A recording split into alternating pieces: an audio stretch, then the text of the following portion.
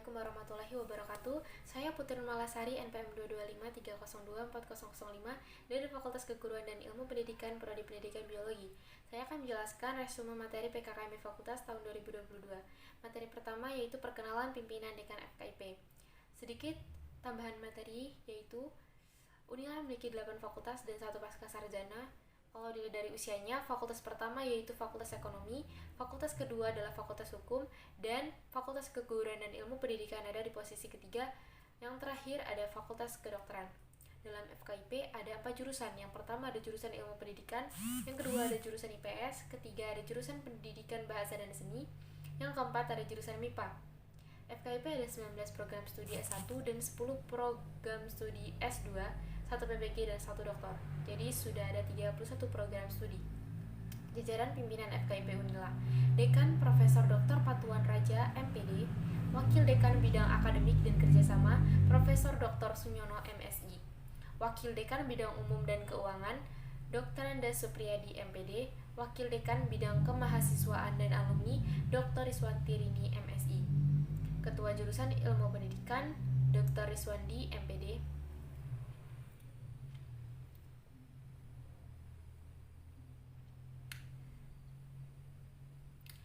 Materi kedua yaitu organisasi kemahasiswaan adalah bagian dari universitas, tentunya dari fakultas. Dibentuk sebagai wadah untuk pembekalan diri mahasiswa. Jadi jangan sampai lepas kendali bahwa lembaga kemahasiswaan itu lepas dari Unila. Plagiarisme adalah penjiplakan atau pencurian kata atau kalimat yang bukan milik kita. Bagaimana cara menghindari plagiarisme? Yang ada yaitu pada saat merancang, kita membuat catatan dengan kata-kata sendiri. Begitu kita mulai menulis, hanya ada satu file terbuka, yaitu file yang kita tulis. File yang lain sebaiknya ditutup untuk menghindari copy-paste. Materi ketiga, yaitu sistem perkuliahan dan sistem akademik. Ada beberapa poin yang saat ini akan berlanjut pada keadaan setelah pandemi. Yang pertama, bagaimana Anda melakukan analisis. Yang kedua, kehidupan sosial Anda masing-masing. Yang ketiga, kesiapan menjadi mahasiswa. Yang keempat, pemulihan. Yang kelima, kekuatan ekosistem belajar. Maka ini akan menjadi pembelajaran pada tahun baru bagi Anda untuk menuju pasca pandemi yang sudah Anda lakukan. Kemudian tidak bisa dielak berkaitan dengan relasi evolusi 4.0. Kondisi saat ini yang harus dilalui bahwa mahasiswa dan dosen harus mengikuti kompetensi inti. Kompetensi inti ini maksudnya nanti Anda yang ada di prodi dalam menyiapkan diri untuk menjadi seorang guru. Akan tetapi, walaupun itu nanti akan Anda dapatkan pada prodi masing-masing, tetapi tidak boleh lepas kondisi saat ini yaitu 4.0. Kemudian yang berikutnya yaitu kemampuan kognitif. Anda harus bisa menjadi problem solver yaitu pemecah masalah. Yang berikutnya yaitu belajar sepanjang hayat, yaitu belajar bagaimana belajar. Belajar itu tidak hanya di bangku kuliah, belajar itu bisa di mana saja.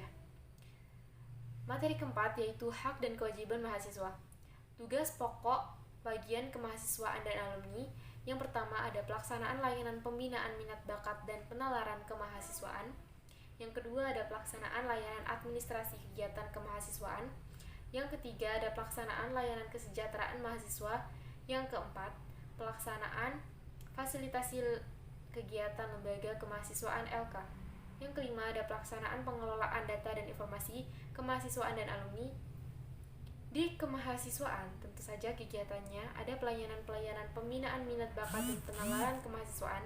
Kemudian ada pelaksanaan pelayanan administrasi. Apa saja itu? Misalnya butuh surat keterangan sebagai mahasiswa FKIP. Semua kegiatan tentunya ada SK dan harus dikumpulkan sebagai bukti keikutsertaan mengikuti organisasi. Bagi mahasiswa yang berhasil menorehkan prestasi di tingkat nasional maupun internasional, akan dilakukan pendataan dan pengusulan penghargaan ke Rektorat Unila. Sekian resume yang dapat saya sampaikan. Apabila ada salah kata saya mohon maaf. Saya akhiri. Wassalamualaikum warahmatullahi wabarakatuh.